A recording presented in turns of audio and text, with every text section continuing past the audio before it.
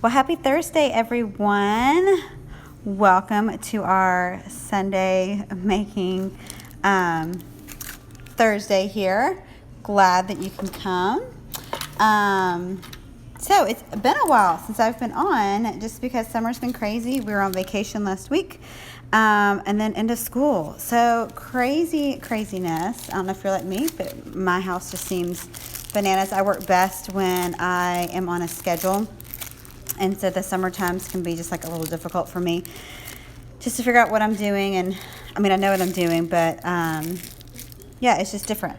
So while we're waiting for everyone to jump on, I'll show you this sneak little peek of this cookie I just did over here for a birthday. So this is, I did a white cookie with white icing, and then I did this watercolor last night with my paint pen here, and you just take your food gel and mix it with, this is Everclear that's in the pen here, and you paint like you would like on a canvas or like on a watercolor canvas. So still something that I struggle with. Like I always save it to like the very last minute to do,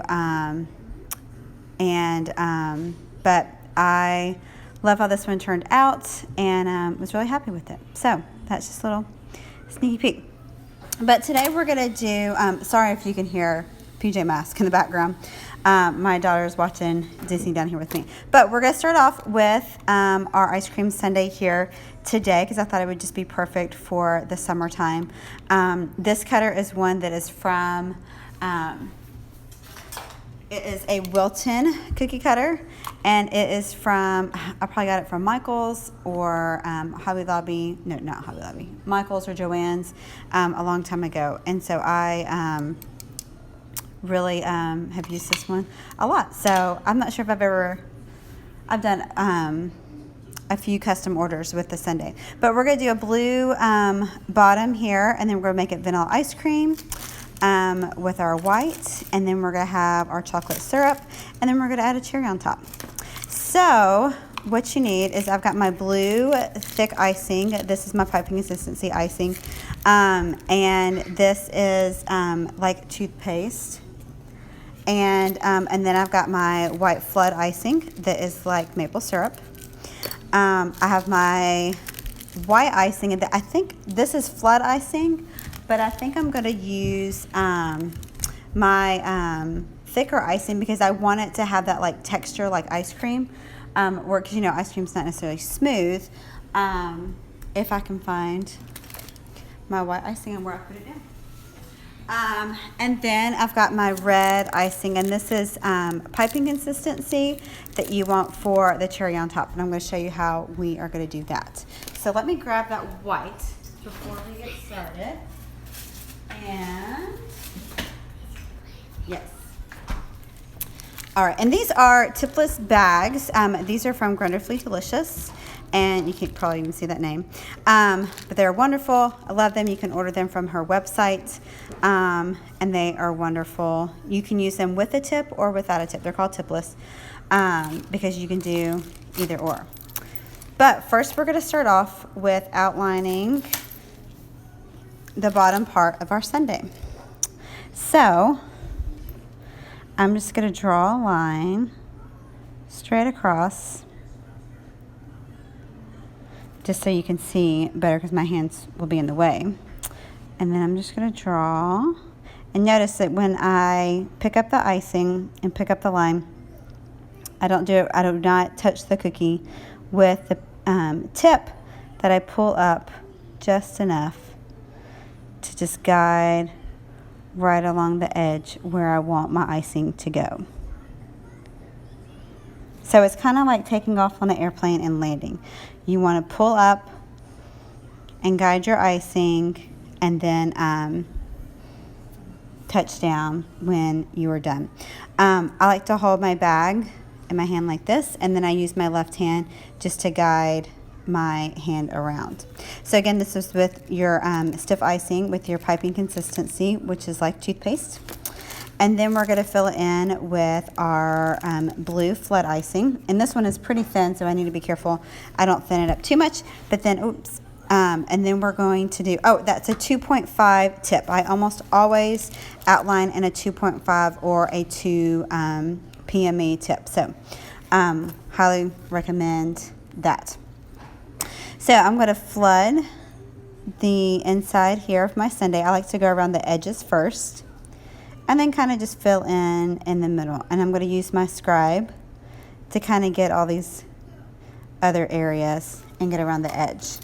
So I've got my scribe here. You can use a toothpick as well. But I'm just going to use it just to move my icing around before I'm ready to flood it. All right, so I didn't flood it too much. So we're going to do a wet on wet technique, which means you're using your flood icing for flooding and for doing your polka dots. And so because of that, I don't want to use... I don't want to fill it up too much or your cookies will overflow. So you don't want that to happen.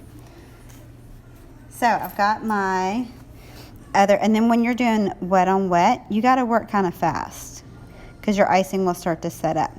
So here this icing is pretty thin.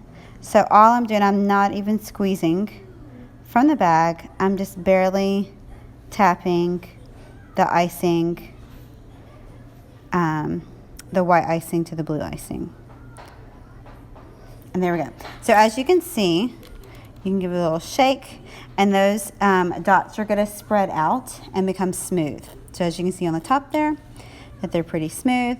Now we're going to move on. So I have one that's already done that's dry. So when you're doing this, if you're doing this, something like this, you're going to want it to dry for a few hours before you add your top portion. You do that because you don't want your colors to bleed, but also you just don't want to mess with it and you want it to dry completely before you start adding any details. But mainly it's so your colors don't bleed, especially when you're using colors like your darker colors like red and brown. All right, so here's one that's already dry that I did a few days ago. And we're going to add our vanilla ice cream up here to the top. So for this one, because I want the ice cream to be have like a textured look, I'm just going to use my outline icing, which is like toothpaste, in my tipless bag. And it doesn't have to be in a tipless bag, especially because you're not looking for precise lines. We're going to kind of willy-nilly it. And so it doesn't have to be exactly precise. So we'll see how this turns out since I haven't done this one yet. I don't even have a sample. But I am just making squiggly marks here and just kind of putting icing here. So if you were to use a flood icing here, it's just you're gonna risk it flooding over the top of your cookie. And you don't want that. So you can just use your scribe just to kind of fluff it up a little bit. And it's gonna dry this way. Now normally, because you're going to be putting a dark color next to this white, you're going to want to let it dry for a few hours before you add on your brown for your maple syrup. Not maple syrup, for your hot chocolate or hot fudge, which is my favorite. I love ice cream sundaes. They're one of my favorite desserts. So this consistency, so I take that back. I did say that it was a flood consistency. It is more like a 20-second consistency. So this is a consistency that is in between your outline icing and your flood icing. You're going to be able to outline with it, but you can also flood at the same time. So just think of it as kind of an in-between. So I'm just going to flip it around so I can do a little mark. So I'm going to go over the white like so, just to show that dimension like your hot fudge usually is on your ice cream.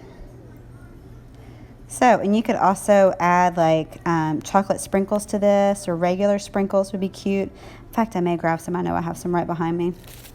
I may have to grab some because that'd be a really cute addition. So I'm just going to use my scribe again to move my icing around.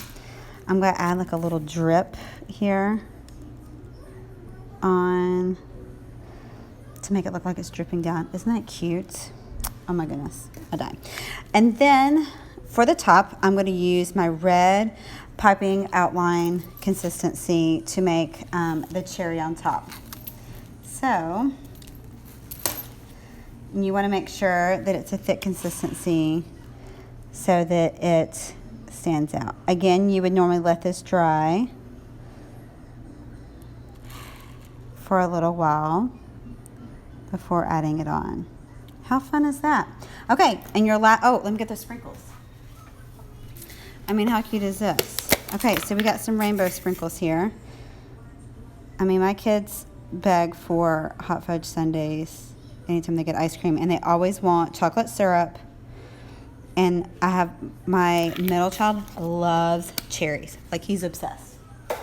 So we gotta have some cherries in there. Okay, and your last detail that you're gonna add is just here on the side. We're just gonna make a little mark with our outline icing here. And we're just gonna add, just to give it a little detail to our little cup.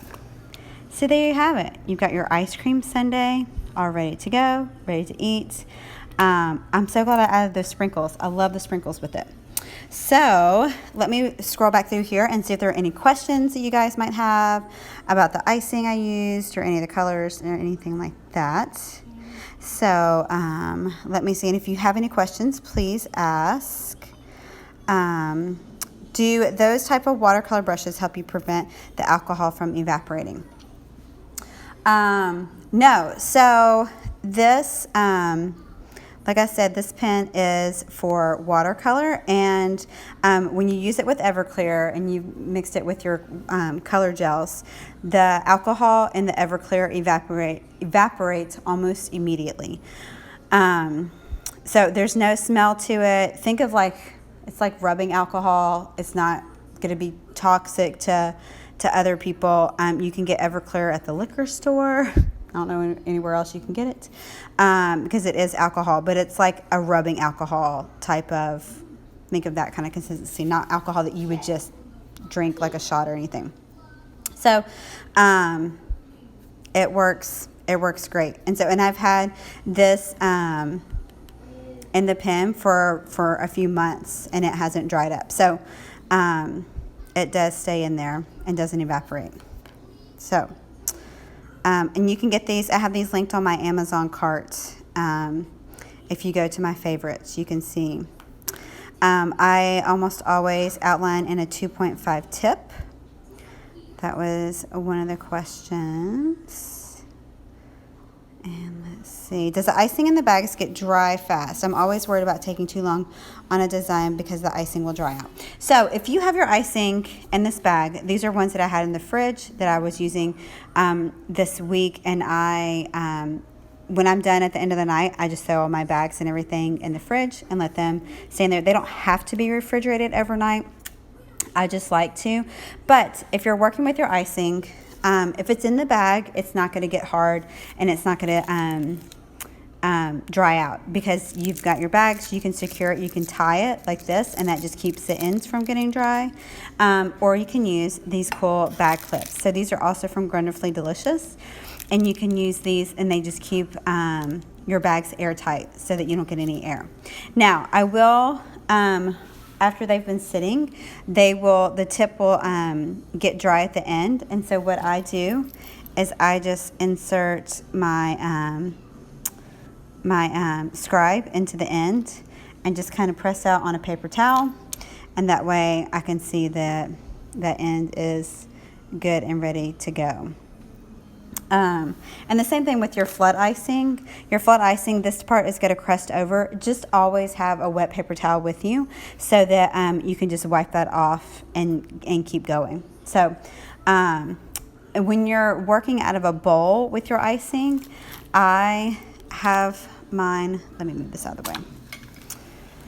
I keep my icing in these Ziploc containers. I'm going to take this out so I can show you.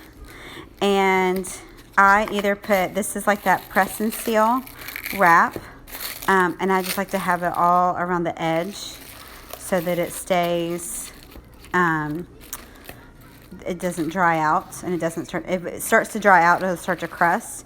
But you can also, if I'm working with it on the counter, I will put a damp paper towel over the top of it and then a dish towel on top of that just to keep it from drying out, and that helps. Like if I'm like, you know, dipping out of it, mixing colors and things like that, I'm going to do that. When I go to store it is when I use my plastic wrap, which you could use that if you're using it as well. And then I just seal it up just to keep it an extra layer of protection, so that it doesn't dry out. So great question on that.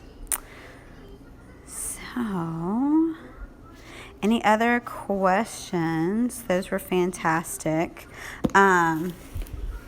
Again, I use the Wonderfully Delicious bags, the tipless bags that you can get on her website.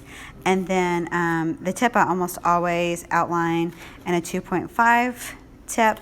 And then I flood. I usually never use a tip when I'm flooding. So your outline icing is going to be like a toothpaste consistency. You want a thick consistency. If you're having breakage, it's probably because your icing is too thick. And if you're running over on your icing, so this one did not, thank goodness. I had one last night. Like this one was kind of close. Like there, it was a little bit close to running over. Then your icing is too thin.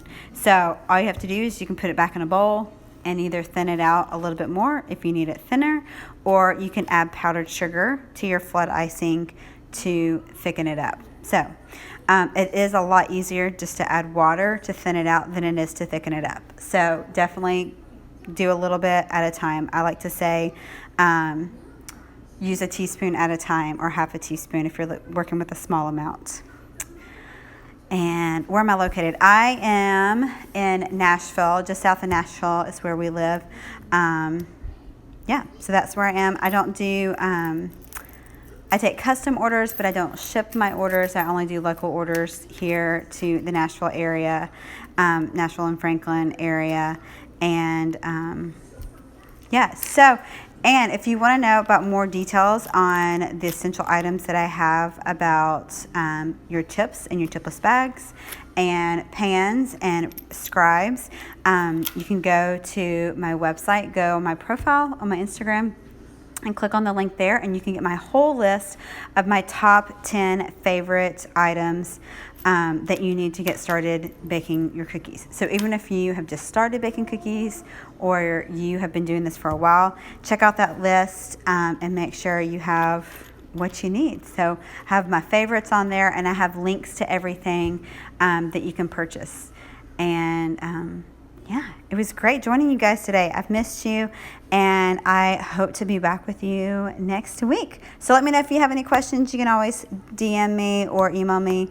And thanks again, guys. Y'all have a great day. Bye-bye.